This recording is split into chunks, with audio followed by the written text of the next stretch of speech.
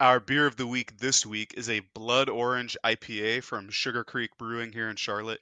I thought that was it was relevant because we've had a lot of firings lately and there's blood in the water for a lot of these jobs. Yeah, I mean, if you include general manager vacancies, there were 6 firings over the weekend, 4 head coaches, 2 general managers. We'll get into one that was a little bit more local here in the Panthers section, but like you said, just a lot of blood, and we'll see if with the free agent pool of head coaches, how many of those positions get filled in terms of a long-term perspective. For sure. And like you said, it starts with the Panthers, right? Because this is a Panthers podcast. Obviously, Frank Reich was fired back in November. But the big news was following the game on Monday morning that general manager Scott Fitterer was finally fired. Shout out to our friend Dylan Jackson, who's on the pod before. Scott Shitterer is gone. All right. So they hired an actual search firm to look, or Tepper hired a firm to look for general manager candidates and head coaching candidates, which is something we talked about wanting before because Tepper seemed to have messed up with most of the hires he's had here in his time in Charlotte. So that's good. But more on the game front because we did play a football game too, our last game of the season. It was just more of the same, you know. All the good stuff that we had would just get erased, right? Like the DJ Chark touchdown. It was an excellent scramble play, heads up play by Bryce to find Chark wide open, and then he fumbles it through the end zone. A Bucs player recovers it, touchback. We had another touchdown. I think it was Terrace Marshall or Ian Thomas covered one another or something. I don't remember who was to blame there. And Raheem Blackshear actually had like a 30-something yard rushing touchdown that got called back. And then our backup kicker, because Eddie Pinheiro got hurt, missed I think it was a 50-yard field goal. So all the points that we could have had just got erased, and all of them were self-inflicted. Yeah, it's the second time in a row that we were shut out this season. We never held a lead in the fourth quarter this year. The offense has been abysmal. This is something we've discussed at length multiple times. And I guess what's shocking, and obviously Panther fans that, and I'm not advocating for that we should have kept Christian McCaffrey, but fans that didn't like seeing him go, I mean, he has 21 touchdowns with San Francisco this year, and the Panthers as a whole offense had 20. And that just kind of goes to show and put into perspective just how bare the cupboards are, how bad this offense is, and how much turnover there is going to be in this offseason. For sure. Like we talked about at the top, the top guys are going to be replaced. Hopefully, we get an entire like renewed front office or like a whole new front office, scouting staff, excuse me, like sports science guys because we had a ton of IR players this year. We could have fielded a 22-man roster with our IR players. And then on the coaching staff front, I think there are changes that need to be made there. Guys like James Campen. Now, there were injuries along the offensive line, but the players that were here and solid regressed pretty heavily. I think Bradley Bozeman would like to have this season back from his perspective. I don't think he was very good. We've spoken about Ike Ekwonu every week. He was just horrible this season. And then some of the young guys didn't really get developed, like Chandler Zavala, Cade Mays, Nash Jensen. Now, they were rookies and second year players, but they didn't look like NFL players for that matter. And then Taylor Moton, stalwart per usual. I know PFF puts out that like expected grade versus how they actually graded out, and he had the ninth hardest expected assignment this year, and he ended up with the sixth highest grade for a right tackle. So super good as usual for him, but everybody else on the offensive line terrible. And then just other coaches across the coaching staff. Like obviously we let go of McCown and Deuce Staley, but I think when a team underperforms this poorly, it needs to be looked at. And even guys like I know Evero did a decent job, but towards the end our defense was not very good, like the last quarter of the year and stuff like that. So it just needs to be a holistic look when we bring in the new head coach and everything about maybe replacing everybody.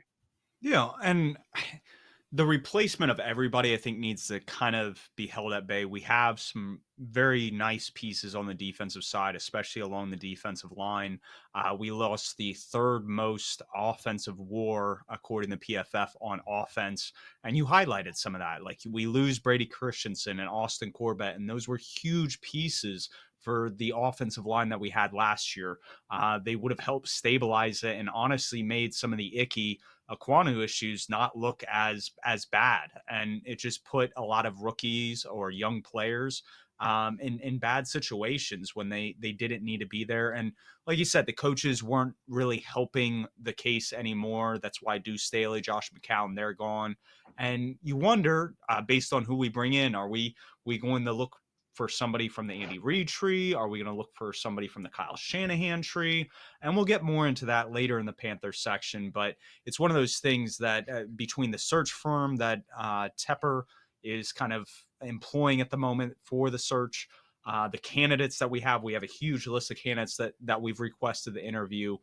Who the next guy is going to be, because the situation looks really bleak at the moment. For sure, and we aren't the only team that has a bleak situation throughout this season, and particularly this last week. Kind of transitioning to our around the NFL section, the game we want to talk about this week is the Jacksonville Jaguars against the Tennessee Titans. And I think this game really highlighted their entire season. Just a disappointment, right?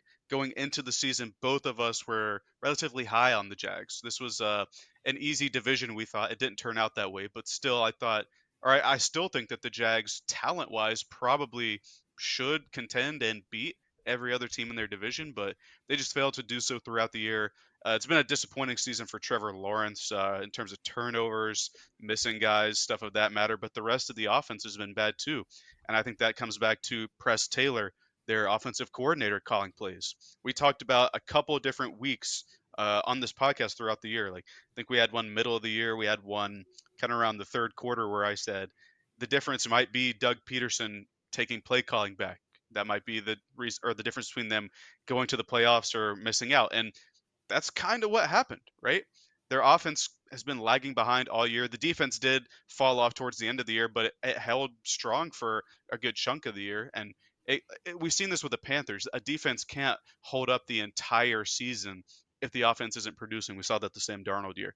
And it's similar to what happened that year here with the Jags.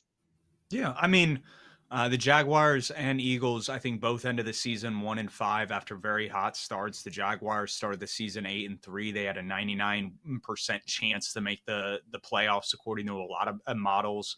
And like you said, it was a lot of issues that they had along this entire roster, and it finally just gave out. And Lawrence was getting banged up towards the end of the year. Wide receivers were getting banged up. Zay Jones was out for large portions of the season. Christian Kirk went down when they were trying to make that push at the end. And Calvin Ridley, I mean, as much as he was a big acquisition last offseason, he had a lot of drops. He had a lot of drop touchdowns. And in this game in particular, and this also goes on Lawrence, he missed them by like a yard or so.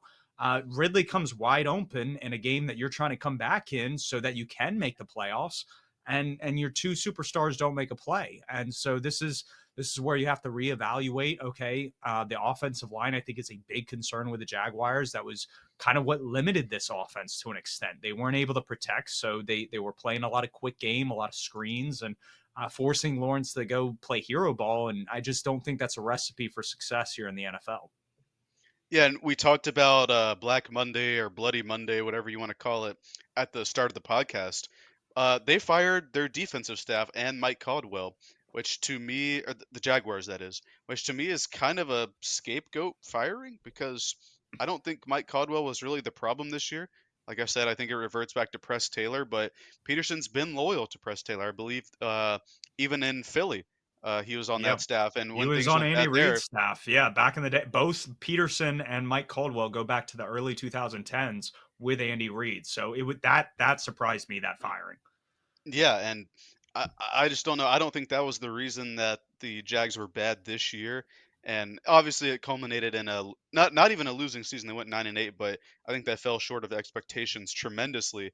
Then on the flip side of the ball, the winners of this game, the Tennessee Titans, they made a surprising change about 2 hours ago, maybe an hour and a half ago, in firing Mike Vrabel, which Yep. I was something I talked about on our week 7 pod. I went back and looked at the script. I said he may be on the hot seat, even though he doesn't deserve it.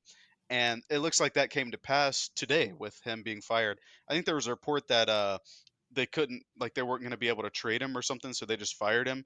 And Vrabel didn't request to be let go or anything. This was a pure Tennessee Titans decision.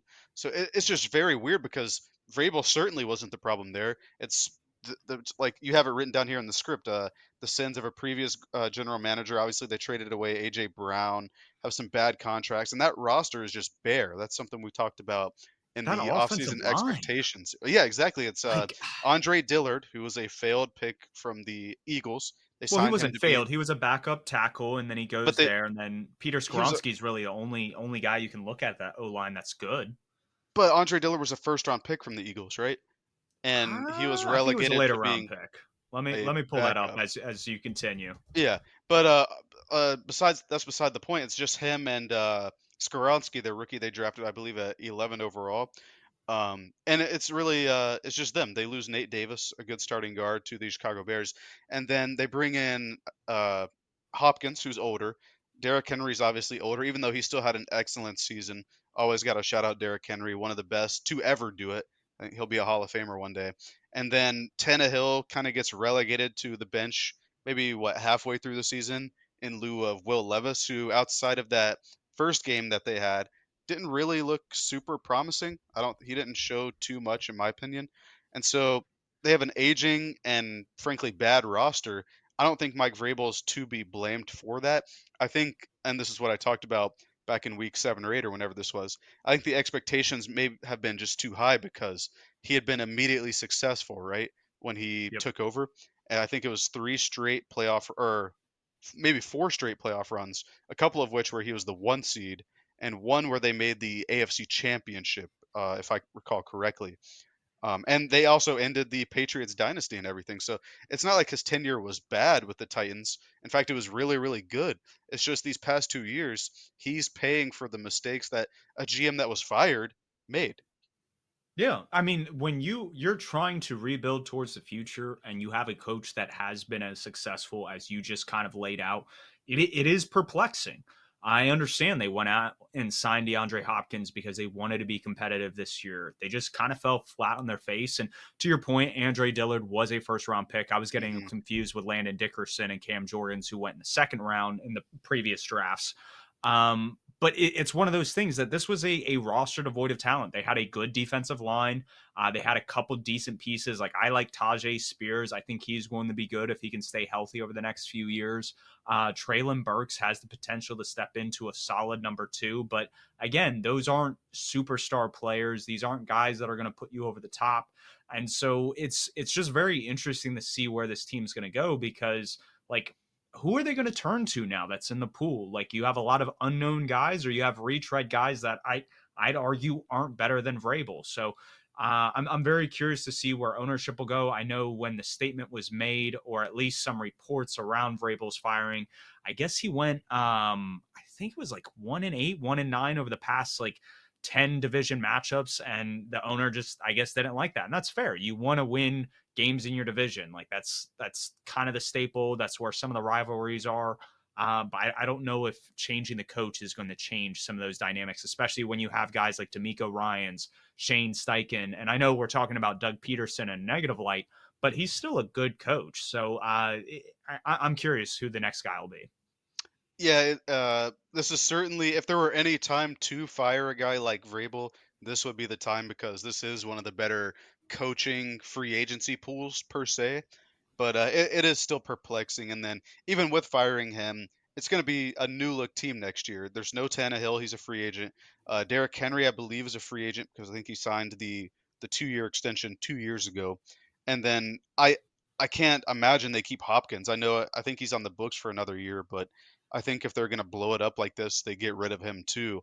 And it's Yeah. just, what is this team going to look like next year? Is it going to be like Will Levis, Ty J. Spears, and like Michael Pittman or Calvin Ridley or a free agent wide receiver or something?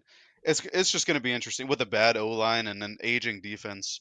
Like and to the point of Mike Vrabel, we're talking about this roster like this. This roster was also bad last year, and he had them, I believe, 8-9 or maybe 7-10.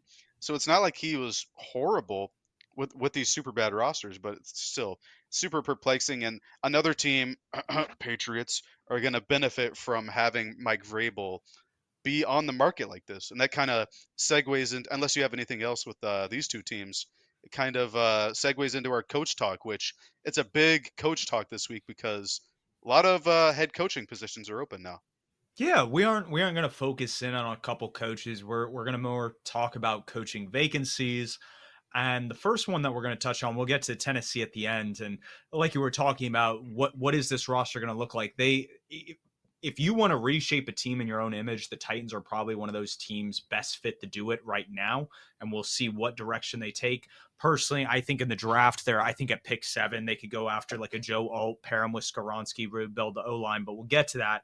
Atlanta, according to some betting odds, some of the front runners to replace Arthur Smith, which if you guys missed the hoopla at the end of the Saints game, that was hilarious. He was cussing out Dennis Allen.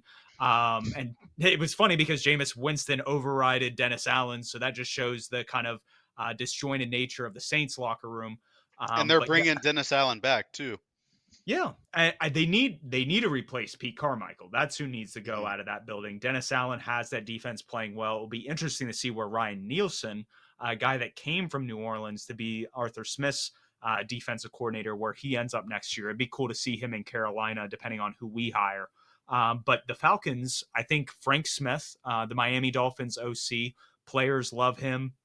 He doesn't call plays, but what they're doing in Miami is really special on that side of the ball. And if you want to see the most out of guys like Bijan, Kyle Pitts, Drake London, and whoever they put in at quarterback, I think he might be a guy. Eric Bieniemy and Bill Belichick are other names being thrown around. What do you see the direction the Falcons take moving into the offseason? Well, I think they do need to go with an offensive guy, even though they had, I'm going to put this in quotations, an offensive guy in Arthur Smith. They still have all those super talented pieces there. You talk about them having the eighth pick this year. They've had the eighth pick like the last 20 years up to this point. Not like joking, but obviously last year, Bijan Robinson with the eighth pick. The prior year, Drake London with the eighth pick. The year prior to that, Kyle Pitts with the fourth pick.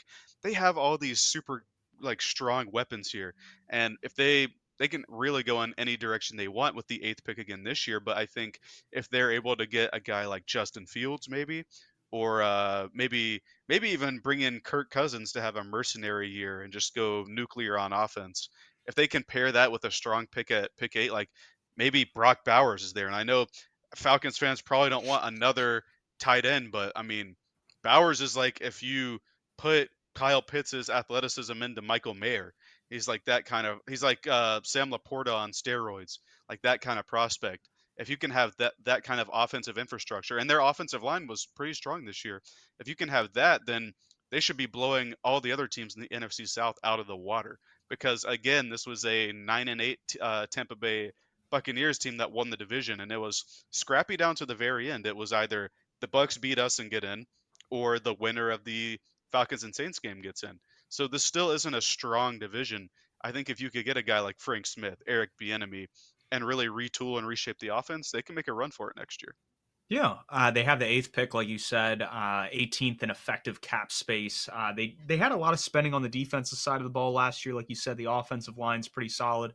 You had a guy like Brock Bowers in, and you'd be able to live in 12 personnel. And with a guy like Bijan Robinson in the backfield, and kind of Kyle Pitts still on his rookie contract, Drake London still on his rookie contract. Maybe, like you said, you go after that Kirk Cousins, or you trade for a Justin Fields, or if you bring in like an Eric Bieniemy, you bring in Sam Howell, and hopefully with a better supporting cast, he takes a step. I'm not completely sold on Sam Howell. He makes some special throws, but he takes a lot of sacks, and that's something that you got to worry about in turnover worthy plays. And you were kind of seeing that kind of being the downfall of Desmond Ritter and Taylor Heineke when they stepped in for the Falcons. So finding a guy that maybe limits the turnovers and just manages the game in that first year for whoever the new regime is might be the route to go. Now, another team that is looking to fill a vacancy, they fired their coach mid-season. Las Vegas Raiders fired Josh McDaniels, hired internally. It wasn't their offensive coordinator. It wasn't their defensive coordinator. They hired, I believe it was the linebackers coach, Antonio Pierce. And man, did he reminded me of Steve Wilkes last year. I mean, you want to talk about a locker room that had no synergy. was not playing hard to a team that was balling down the stretch. I mean, they beat Kansas City in Kansas City on Christmas. This is a team like that could seriously kind of make some moves down the stretch because the AFC West is not a strong division outside of the Chiefs. Chargers are rebuilding. The Broncos are rebuilding under Sean Payton. They swept the Broncos this year to start the season and end the season. So I think they have a lot of things to build off of. I don't know if Devontae Adams is in the future picture, but I'd be curious to see who the quarterback for them is going to be next year and who they hire. Yeah, we talk about for head coaching candidates, right? We talk about the flashy coordinators, mainly on the offensive side, but we have like Ben Johnson, Frank Smith. You have Mike McDonald on the defensive side of the ball. But what you really need in a head coach, and obviously you do need schematic advantage with your coordinators, but in a head coach, you need a leader of men. And like you talked about with Steve Wilkes, that's what Antonio Pierce was. You saw in that locker room, it was like silent after games. Mm-hmm. Prior to Josh McDaniels firing. He was actually the first head coach fired this season. But once Pierce took over, you saw them happy and like lively after wins, and that's what an actual leader who can relate to the players can do to you. You have here that some of the other odds leaders are Bill Belichick and Ben Johnson. I hope they keep Pierce. I think Yeah. Antonio Pierce is the right guy for them. We very rarely ever see interim head coaches be promoted to the full-time head coach, but what he was able to do with that team, because let's be real, they had no business winning games at any point this year, but they were able to win games because of his leadership. And like you said, they're sitting at that 13th pick, right? So they probably won't be getting Caleb Williams or Drake May. I can't imagine they would have the the gall to trade up to one or two, but maybe Jaden Daniels is hanging around like that seventh or eighth spot where Tennessee and Atlanta are.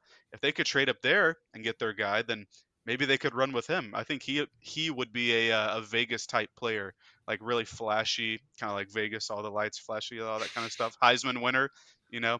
But with all that aside, I think them getting a young QB would be the move this year because as much as Aiden O'Connell was able to impress in spurts this year, I'm not very high on him as a long-time starter.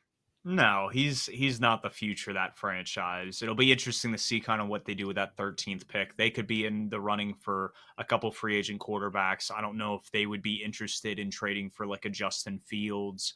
We'll kind of see how things shape up if they hire anybody outside of the building. Based on odds, I'm not really sold on Bill Belichick leaving for Las Vegas. This is a team that just fired Josh McDaniels from that same tree. Like, why are you bringing in kind of his previous boss?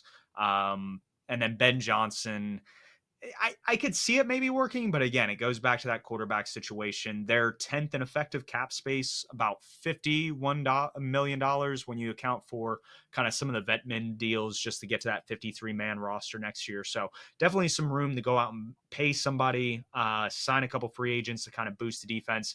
Love Max Crosby.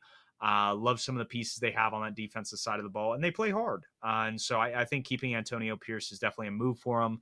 Now, the Los Angeles Chargers fired Brandon Staley after getting drubbed by the Raiders 63-21. And what's interesting, By the Antonio Pierce Raiders. yep, no, absolutely. And that's one of the things. Like we saw a couple 60-point performances this year, one by the Miami Dolphins, and everybody loves Mike McDaniel, and then one by the Antonio Pierce led Raiders. And you're just kind of wondering where the disconnect is. But um, moving on to the Chargers, I was actually really surprised that Kellen Moore didn't step up into the head coaching role to try to prove himself. And I understand interim coaches don't get hired usually, but he's been a hot name thrown around. And when I've looked at odds across kind of like the coaching pool this year, he's not up there. And it goes back to the point you made about Antonio Pierce. Sometimes the guy you want as a head coach isn't the most schematically sound, but he's a leader of men. Like you see that with Dan Campbell with the Detroit Lions. And he's got Ben Johnson and Aaron Glenn who have been doing amazing things with the roster they have. And Kellen Moore not stepping up in that position, he might have just kind of put himself into another coordinator role for another season to kind of prove himself. Yeah, I think missing out last year on being a head coach kind of hurt him because he did go to the Chargers, and you think that Justin Herbert is an upgrade over Dak Prescott in terms of talent and everything, but the rest of their offensive infrastructure is like pretty easily worse than the Dallas Cowboys infrastructure. And obviously Herbert gets hurt this year, the offense takes a dip. And it reflects on your resume, even though it's not necessarily Kellen Moore's fault. But like you said, he's not a hot name among coordinators right now. You have obviously Ben Johnson, who's been the guy the past couple years, but then Frank Smith has popped up. You have a bunch of other offensive coordinator guys. Bobby Slowick with the Texans has popped up with what he's been able to do with CJ Stroud and the rest of their offense. Shane Waldron, one of your guys. So like all these guys are kind of lapping him this year, and it's just unfortunate for him there. But I think going forward, outside of the team we're going to talk about next, I think they're in a very favorable position because they do have that fifth pick, even though their cap space is kind of not looking good. Well, They like we've can talked they about can that at length, clear but yeah, they can clear a lot of that by getting off contracts with Khalil Mack, with Keenan Allen. There's ways to get under and have money to spend. but it's a But reset, it basically, is. essentially. It is a reset, but you have guys like Slater and is it Zion Johnson on that offensive Yes, line? Zion Johnson and Jamari Sawyer. Yeah, so you have a couple of young pieces there. They could probably add like a running back in the fourth or fifth round. I think if they go after like a Malik Neighbors and pair him on the outside with Mike Williams, and then hopefully Quentin Johnston takes a step, you have wide receivers for Justin Herbert to throw to, and it's a matter of bringing the right guy in. So if that's a Ben Johnson, if that's a Eric Bieniemy, I definitely think they need to go the offensive coordinator route. I've loved the presence that Ben Johnson holds in press conferences. I feel like he is a true leader. And he comes from, and we'll get into this a little bit. Ben Johnson kind of comes from that Belichick Peyton tree, and he didn't really coach under neither of those two directly, but he was under Matt Patricia in Detroit, and then he was under Dan Campbell in Detroit, and Dan Campbell had come from Sean Payton in New Orleans. So those kind of ties, just like a hard nose for the ball, no nonsense. Like I think that's what that team needs, and I think he's proven himself at this point. I think what I agree with the Ben Johnson take and everything. For me, the Chargers need another leader, and I don't think there's any better leader out there right now, well, other than Vrabel, who just became available. Jim Harbaugh, who just won a national title about 17-ish hours ago, 18 hours ago Yeah. with Michigan. Go Maize and Blue, even though they cheated. But they won a title, so he doesn't have anything else to really prove this year. And there's been rumbles of him returning to the NFL. I think that the Chargers are like the best spot for him because number one, they have the best QB out of all the available spots right now. Obviously, Atlanta is going to need to add somebody. Vegas needs to add somebody. Washington needs to add. They're going to draft somebody at number two.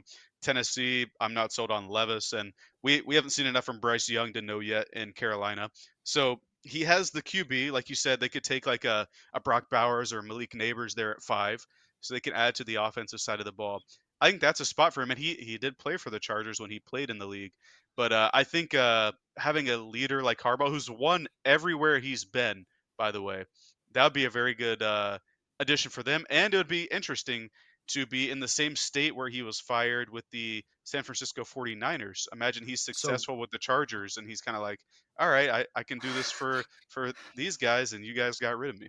what's interesting about the Harbaugh arc is yes, he played for the Chargers, but we saw two coaches this past cycle have that kind of same trajectory going into the season. You had Frank Reich, who was the first quarterback for the Carolina Panthers under Dom Capers in 1995, and then you had D'Amico Ryans, who was a longtime linebacker that played for the Texans. And sure enough, he goes there. He's an Alabama alum. He brings in Will Anderson, turns that whole franchise around with C.J. Stroud at the helm. So it'll be interesting to see if they go the Harbaugh route, if it's a complete collapse or if they have a lot of success in year one. And based on his success in San Francisco, I'd lean that way. What I will say is that a lot of people have talked about speculations of who his coordinators would be. Greg Roman was his guy in San Francisco, and I could see him kind of using him again in that position, and that would be an interesting offense to have. And then potentially bringing in Ejiro Evero, our defensive coordinator this past year, and I think he would definitely clean up the Chargers defense from where it has been. And they may not generate a lot of turnovers or negative plays for the offense, but I think that they could play complementary football to what Justin Herbert provides on the offensive side. I like the Greg Roman thing. As far as the defensive coordinator, if he ends up leaving Michigan, I can't imagine that he doesn't bring Michigan's defensive coordinator Jesse Minter with him. That is Led true. Michigan to number one defense this year, and Michigan has a record of having good defensive staff. Obviously, Mike McDonald. So it's going to be interesting to see where Minter ends up this season because if McDonald leaves, he might want him. If Jim Harbaugh leaves, he might want him. If McDonald leaves, John Harbaugh might want Mentor to replace McDonald. So it's going to be those three guys kind of jockeying for where Mentor ends up. But I could see him following Harbaugh to wherever he goes. Jim Harbaugh, that is, to wherever he goes in the league. And speaking of McDonald, he is currently, from a betting standpoint, we're all using odds at this point because these are odds generated from either people that are following these teams or betting experts that have kind of like an ear to the ground in the NFL community. Washington Commanders. They're wanting to kind of maybe potentially get Mike McDonald from Baltimore, and we'll talk about this a little bit more in the Panther section when we're talking about general manager candidates. But Joe Hortz, the director of player personnel for the Baltimore Ravens, they have interest in both of those guys, and I think that would completely change the culture around there and what they're trying to build in Washington after the new ownership group led by, is it Joe Harris or Josh Yes. Harris? Oh, Okay. Josh Harris. Josh Yeah, Harris. I was about to say, I don't know if it's, yeah. So Josh Harris, and the cool thing about them is they have the second pick and they have the second most effective cap space, about $65 million. So when you consider all that, they can reset at the quarterback position. If they feel comfortable with Sam Howell at the helm, I don't think they will be. Maybe they trade back. They get like a Joe Alt or another offensive lineman that kind of boost their O line, and then just kind of retool the defense in some of the later rounds. But you get a guy like Mike McDonald, and what he's done in Baltimore the past 2 years with numerous injuries has been nothing short of phenomenal. And then when he's had his guys together, I mean they're an unstoppable force. This is a defense that has been completely able to stop some of these high octane offenses, whether it be Ben Johnson and the Detroit Lions, Shane Waldron and the Seattle Seahawks, the Shanahan tree, Kyle Shanahan, Mike McDaniel in back-to-back weeks this year.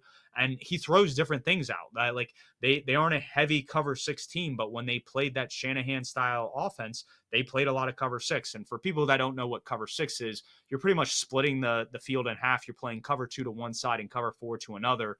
And it can create a lot of confusion for the quarterback because you think you're seeing quarters and then you're thrown into a cover two side and it completely it ends up like looking what it wasn't supposed to be. So it'll be interesting to see where he goes. I want Mike McDonald in Carolina, especially with our linebacking history with guys like John Beeson and Sam Mills and Luke Kuechly, and his ties to the linebacking core. I think that would just really be true to that Carolina Panthers heritage that you talked about earlier. But again, I'm digressing. We'll talk more about that in the Panthers section.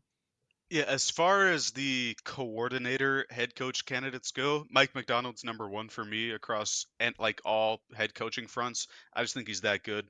But like I was talking about a couple minutes ago, some of these teams do have enviable positions, but none are greater than that of Washington. And it's easy to see why. Like you said, the second most effective cap space moving forward, the second overall pick. So they're going to get their QB. It's just a matter of if they're content with taking whoever falls to two, or if they're gonna want to trade up to number one with the Bears. Like kind of a similar situation what we saw last year with the Bears and the Texans. Obviously, the Texans didn't end up trading for that number one pick, but they were supposed to. It was supposed to be a couple of different trades going on there, but they're gonna get their QB. I can't imagine that they're the new owners or new owner, new head coach, and everybody, new GM wants to stake their claim on Sam Howell. Even though Sam Howell does have a place in the league, I think they are going to want Drake May or Caleb Williams or Jaden Daniels if they like him for that matter. But they're going to have the number two pick. They're going to have money to burn. They could get guys like obviously Curtis Samuel's a free agent. They could get like T Higgins if they wanted. They could get strong players on the defensive side. They could maybe re-sign Chase Young if Chase Young That would wants be to come back. hilarious. Yeah, after Ron and everybody's gone, if Chase Young comes back, but they could even put in a bid for Brian Burns if he hits free agency if he doesn't get tagged. But they have the money, they have the picks, and they have owner. The new ownership group seems like it's willing to like try to do the right thing, try to spend money to make the team good. He went out and hired Josh Harris, that is, went out and hired the Golden State Warriors former manager, along with former, I believe it was Vikings general manager Rick Spielman. They're kind of heading a two-man search group for the new general manager and head coach. So he's willing to bring out the big bucks to find the best candidates, and that's super good for a new owner. And for that reason, I think Washington is definitely in the best position of all the current turnover teams moving forward. And it's not like Washington was like a horrible, horrible team. They had some bright spots this year. So moving forward, I think they're going to be in a good spot. I think they should certainly be in a better trajectory than all three of the other teams in their division. Yeah, they're definitely trending up. Along with the second pick, like we talked about, their second in effective cap space. The only team that's higher than them is the team we kind of open with around the NFL, and that's the Tennessee Titans.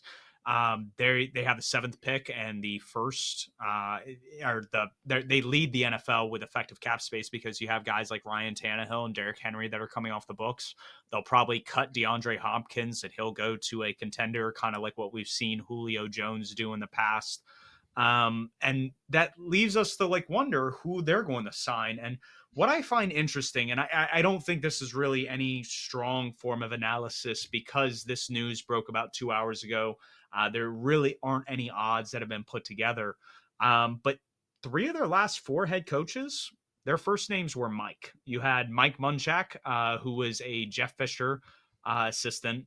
You did have Ken Wisenhunt in there, but you had Mike Malarkey and then Mike Vrabel. And all these guys hail from either the Bill Cowher tree or, in the case of Mike Munchak, Jeff Fisher's tree. And so it's just like an old school brand of football. And the Titans just have that kind of the feel to them. So maybe Mike McDonald is going to be kind of their next guy. And I think he's a great candidate. I would like to see him go kind of maybe more in an offensive direction, a guy that you would put down on here before even the firing was announced. Was Shane Waldron. And he's one of my favorite guys. He runs a lot of 12 and 13 personnel in Seattle. He's overcome some really bad offensive issues that they've had there. And like we talked about in our section, they don't have necessarily the best offensive line. So you bring in a guy like him that can be a little bit creative, sometimes a little too creative and gets too cute. But I think overall, this is a great play designer. And I, I haven't seen his name on any lists across the NFL compared to first year guys in Bobby Slowick and Dave Canals that are getting a lot of praise when we've quite literally seen Shane Waldron work miracles with Russell Wilson, Geno Smith, and some of the issues that they've had in Seattle on that offensive side. Yeah, he might just not have like I guess enough clout for lack of better word around the league. Like maybe around the league people view him lower than like fans like us do, but I'm not sure there. But yeah, I think based on the Mike analysis, Mike McDonald seems to be a lock for Tennessee. That's unfortunate because that's a guy I'd like in Carolina, but yeah, Tennessee does have some bright spots, like you said. Effective cap space, they're first, but just over a million ahead of Washington. They do hold the seventh overall pick, so they could get a keystone player and a super talented offensive draft in particular. Uh, in this draft, so they could get like Olufashanu Joel, like you're talking about. Bowers might fall. Roma Dunze, the receiver from Washington.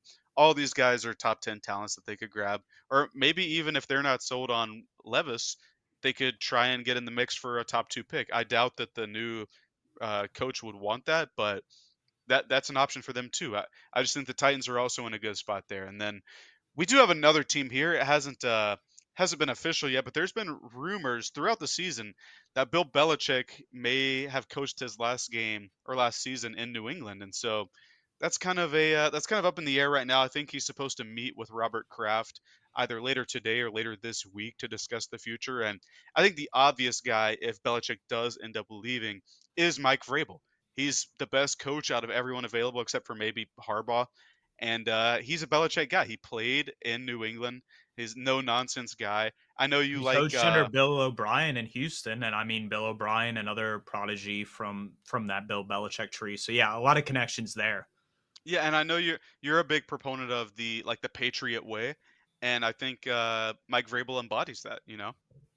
Yeah, there's been a lot of rumors that you could potentially have a Jared Mayo. I'm not too keen on that. Like, again, Antonio Pierce surprised us, and maybe that's what Jared Mayo is. But when you don't have a guy that has previous play calling experience, and that sometimes is what gives you an edge when you're a head coach, especially when you see guys like Kyle Shanahan and Andy Reid being kind of the forefront of their offenses, and you have guys like Sean McDermott forefront of their defense. There's very few head coaches outside of like a Brian Dable or Mike Tomlin that are relinquishing kind of those play calling duties to their subordinates.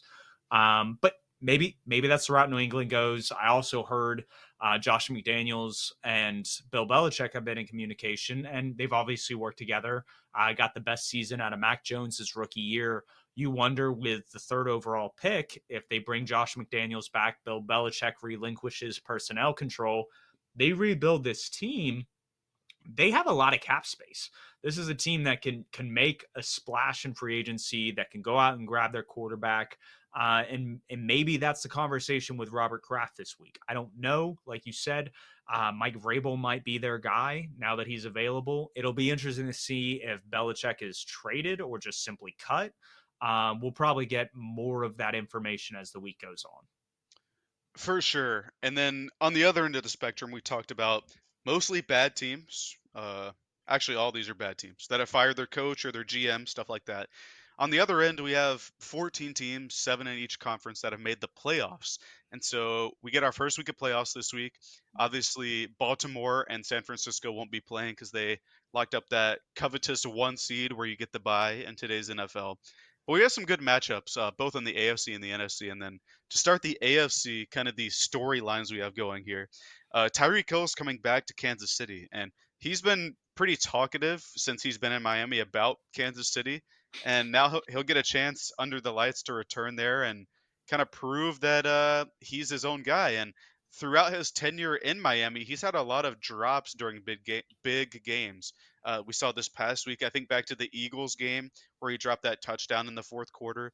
And so I think the onus is really on him and Tua, because Tua needs to step up as well, to really lock in and perform under the bright lights while he's in Miami. Because we saw what he was able to do in Kansas City during playoff games and Super Bowls. But in order for him to carve his own path, it might be pertinent for them to win this week.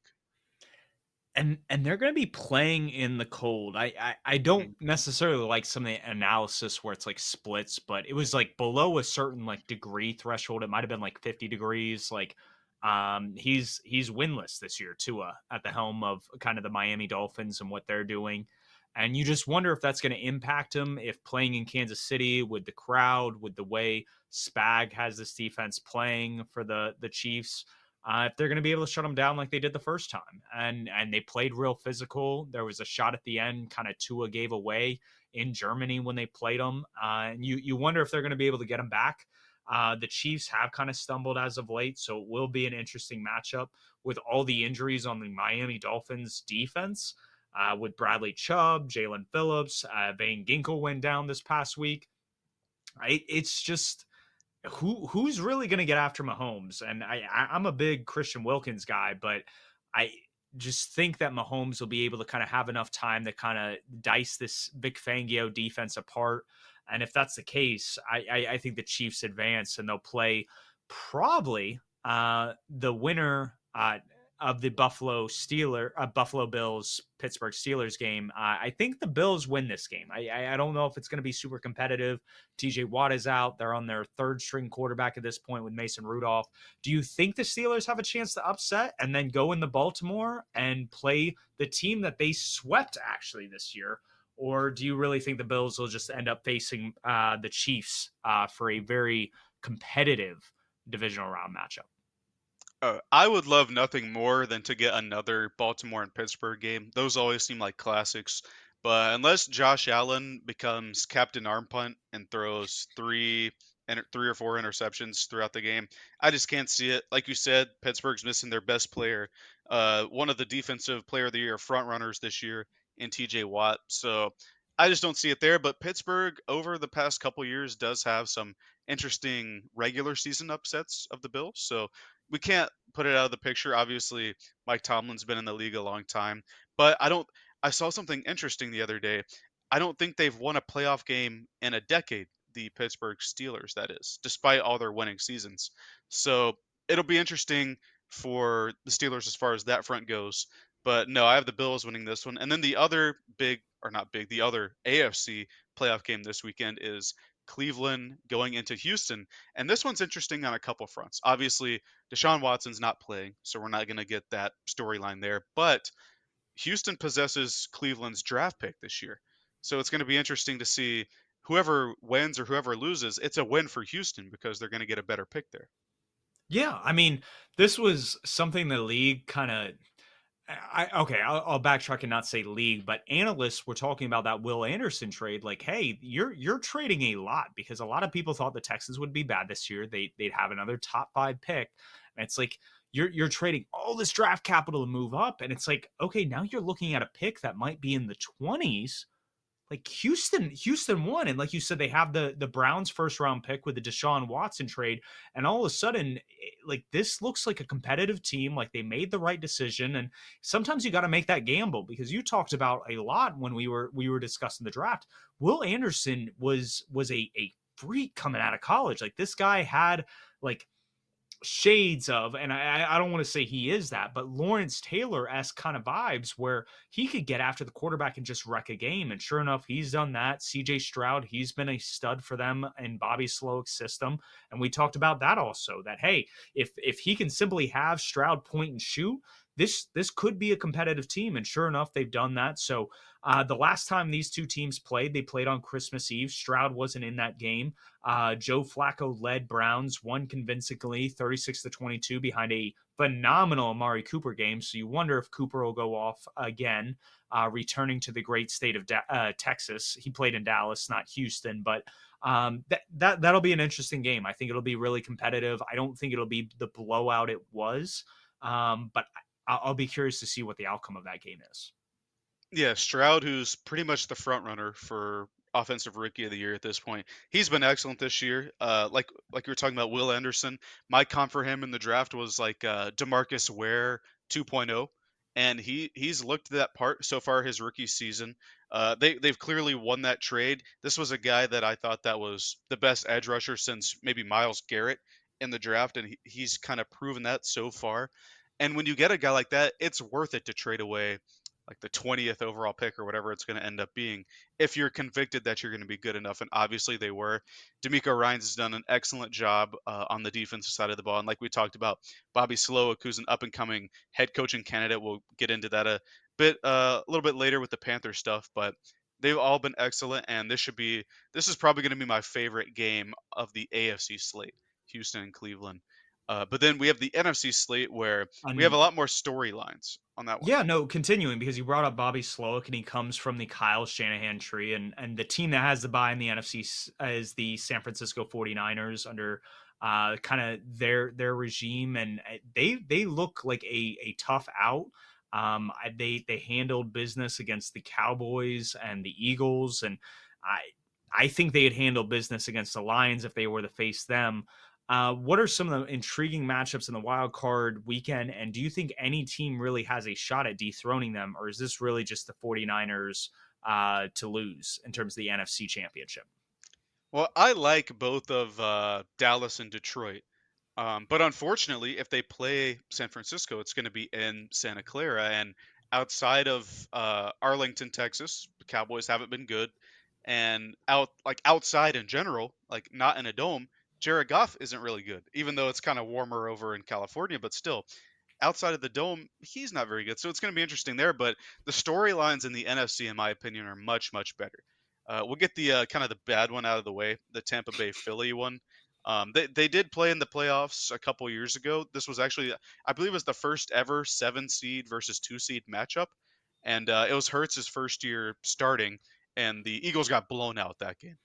They got Um, handled, yeah, manhandled. and yeah, Tom Brady smoked him in that one.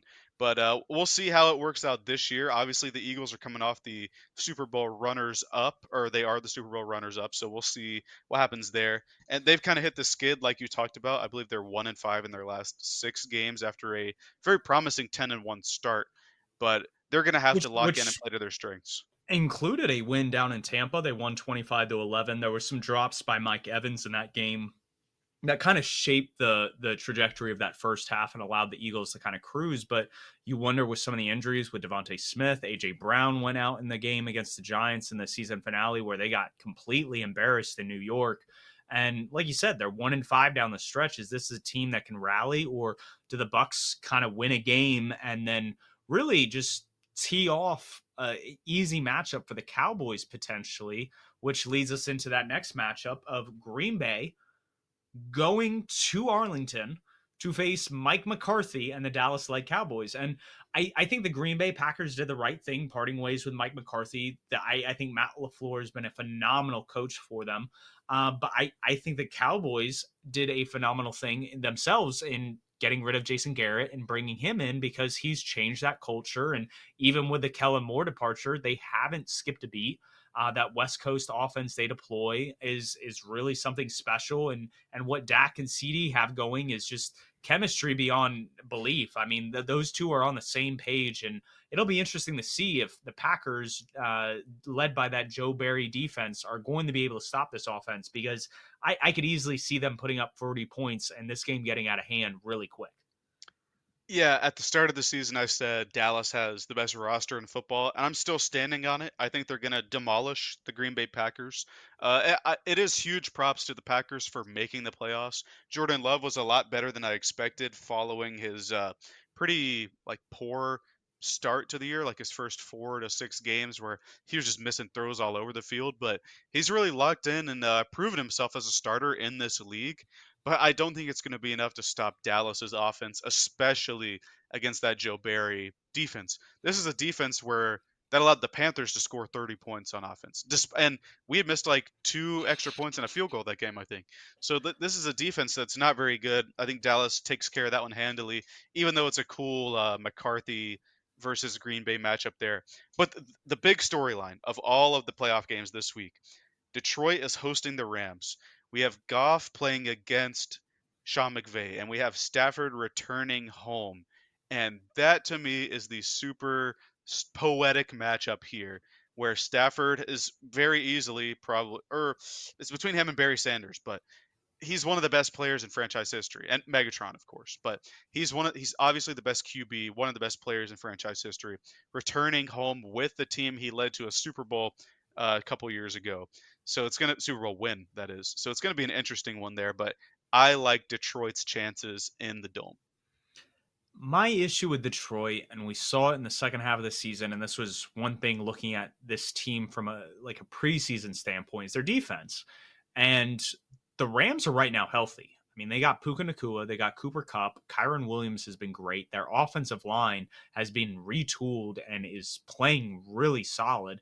And then you have Stafford just making alien throws week after week. I mean, he went toe to toe with the Baltimore Ravens. This is a guy that I think if you want to talk about a team that could truly beat the 49ers in the playoffs, I think the Rams could do it. I think Sean McVay and Stafford have that capability of doing it. Raheem Morris plays a very solid, sound defense. And with Sam Laporta being out, like this is where the Lions offensive line has to turn it up a notch and they have to win in the trenches because if they can't do that, I mean, I feel like the Rams are going to be able to just keep everybody in front of them and they'll take the dinks and dunks, but they aren't going to allow those big plays over the top. Like we saw that big Jamison Williams play a couple weeks ago in Dallas. I don't think we're going to kind of see some of those plays, and it'll be interesting. I think this is going to be probably the most competitive game this weekend, and I think you're right. I think the Lions have the edge, but if we're looking at an upset, Stafford's definitely going to be at the forefront of that. For sure. My thing is, I think the Lions' running game is going to be the difference between Jameer Gibbs and David Montgomery. I think they can just wear the Rams defense down throughout the week or throughout the game, that is, and then find those deep shots there at the end. Obviously, like Amon-Ra St. Brown, Jameson Williams, Josh Reynolds, those are fine pass catchers, but I think the run game is going to be the emphasis for the Detroit Lions in this game. Now, what I will say is I do not want to be Tage Seth in this situation. He's a big Yeah. Stafford fan, and he was happy for him winning the Super Bowl. But you're a Detroit Lions fan. It's like you hate to see your boy come into town because you don't want to beat him, but at the same time you do because you want to see your team advance and make a playoff run, which they haven't done since what, like the '90s. So yeah, I'm torn. I'm torn for him. But moving into the Panthers' future, this is kind of our next to last section. We're going to be kind of going over some of our coaching candidates. We've talked about some of these guys at length already in our coach talk. But who's the guy that you want to be the Panthers head coach? Because I know there's a lot of circulating ideas and who are we going to bring in? A long list of guys that we've requested the interview, but who's the guy that you want to see as head coach next year? That's a tough. I have like a top three. Okay. I don't know if I can Who are your hammer top it down to three? one. I talked about Harbaugh. I can't see that working with David Tepper because that's exactly why I want Harbaugh is because he's gonna tell David Tepper, no, get out of here, let Pretty us much to run the F off. Yeah. yeah, yeah. Let us run football. Go to your hedge fund or whatever. Stop bothering me. We're not doing weekly meetings. We're not doing any of this. We're the football people. Go away and let me do this. And he's been successful everywhere he's done that. So that's like the main reason I want him. And he's been a winner everywhere. Ben Johnson is the obvious other big name on the offensive side of the ball.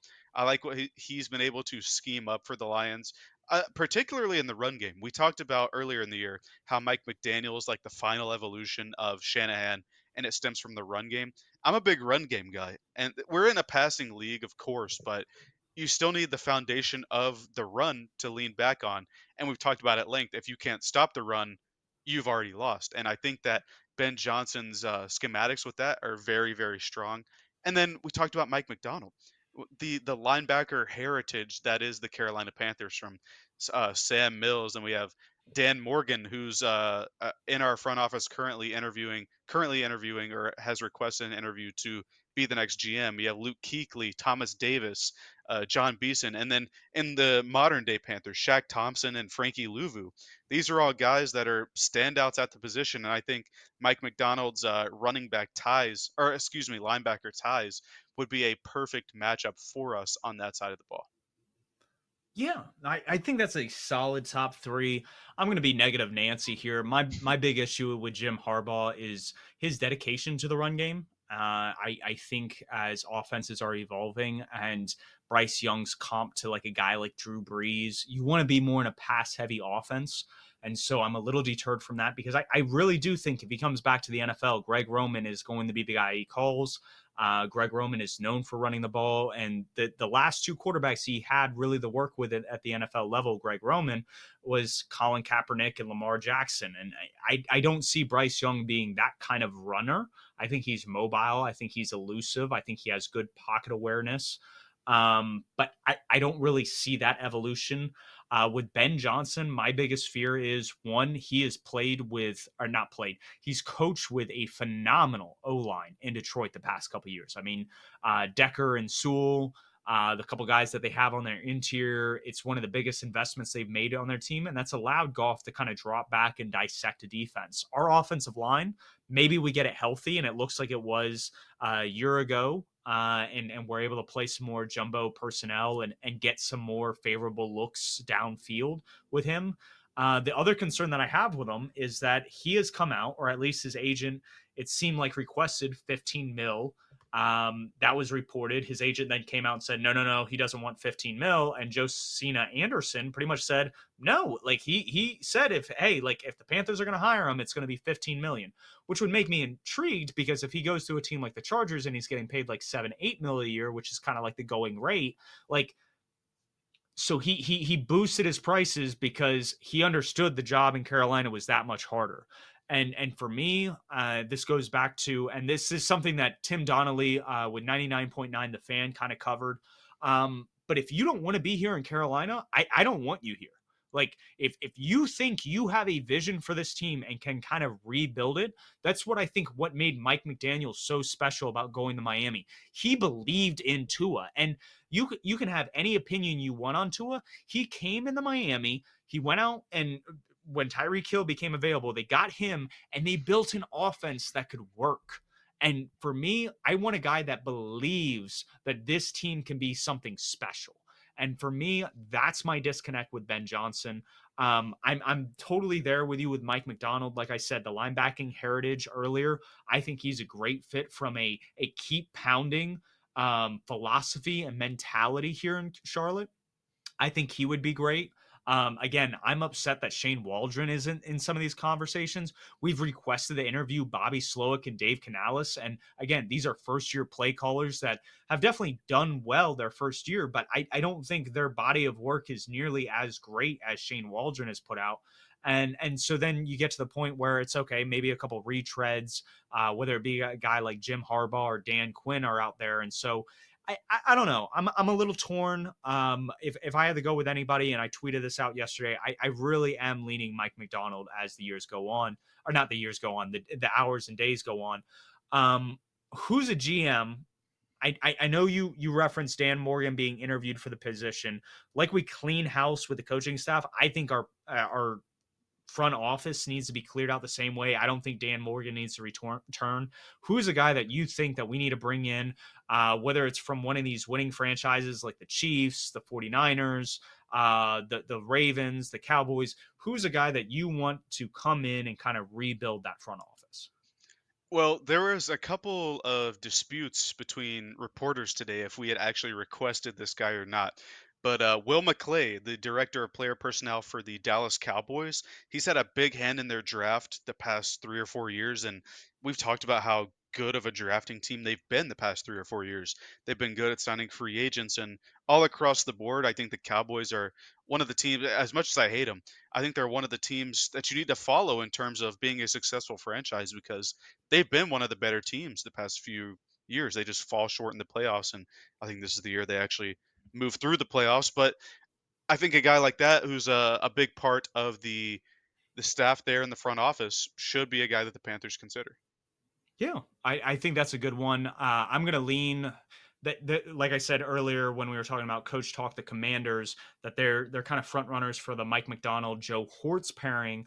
I like what the Ravens are doing because a lot of people, especially analysts, want to talk about surplus with drafting a guy like Tyler Linderbaum and Kyle Hamilton.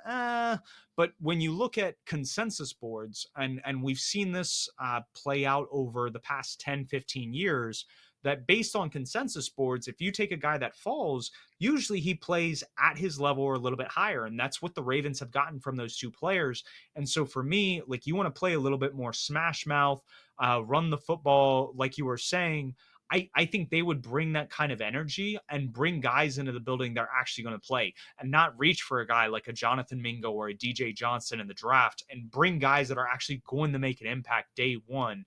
And that's huge. Getting that kind of surplus is going to help this team compete right out of the gate. And that's something that we're going to need, especially going 2-15 and never having a lead in the fourth quarter. I think that will help us change. Is there anybody else that you see out there that could be a potential fit for changing our culture? Uh, for head coaches or No. GMs General or managers. Yeah, I okay. think we've touched on head coaches. Yeah, we've touched on those at length. Adam Peters in San Francisco, he's been a part of their front office. I think he's the right hand man to uh, I'm blanking on the safety's name. That's their general man, John Lynch. Yep. Um, he's been his right hand man, had a big part in the drafts and stuff there. They obviously have a super team there where any QB, not to disparage Garoppolo and Purdy, but any QB can be a plug and play guy there.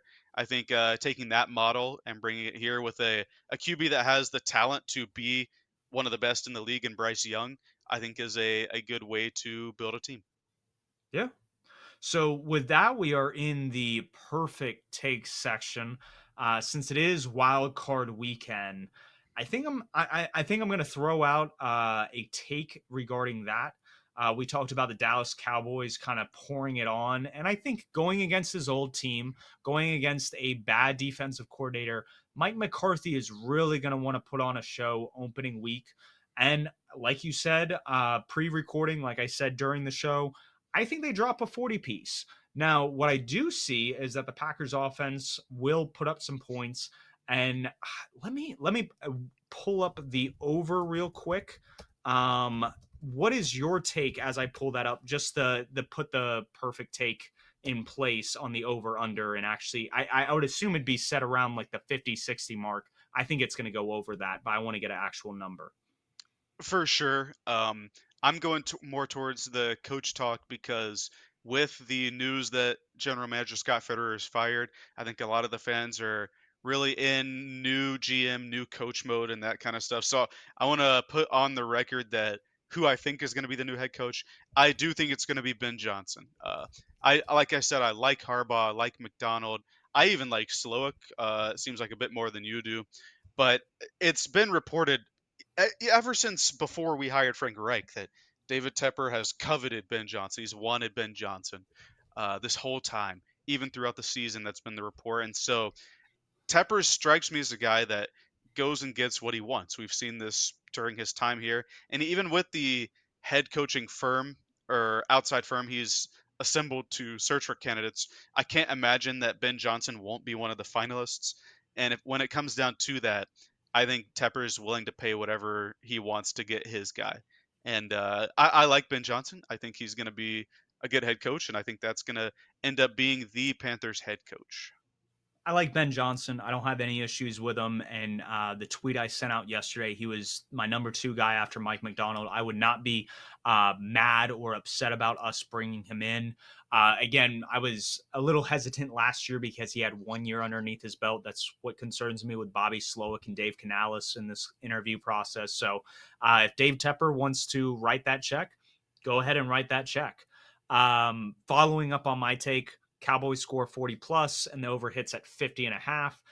It'll be my luck that it's combined 49 points that are scored and the Cowboys score like 30 some points. But that's my take. A little wrap up on the regular season. I'm going to toot my horn. In our Pick'ems record, I went 164 wins and had 108 losses. Jacob had 170 wins and 101 losses. Both of us were over 600 in terms of the record. We weren't that hot with the betting experts. We're going to get better in the future. You went 23, 28, and 3, had a lot of ties at the end of the year. I went 26, 26, and 2. And then our perfect takes, unfortunately, so if you're here in this section, we haven't hit on them perfectly. I went 7 and 8 this year. You went 6 and 9. What do you think was your best take of the year as we wrap up this episode?